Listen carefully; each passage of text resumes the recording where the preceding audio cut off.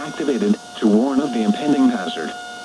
Tests of these receivers normally are conducted by the National Weather Service every Wednesday around noon. When there is a threat of or existing severe weather in the area on Wednesday, the test is postponed until the next good weather day.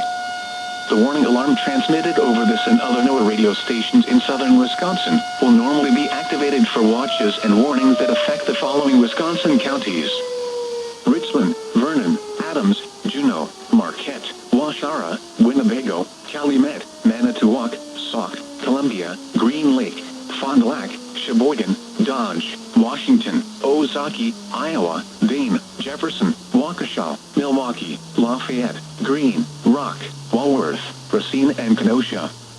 And the following Illinois counties: Stevenson, Boone, Winnebago, McHenry, and Lake, and all adjacent coastal waters of Lake Michigan.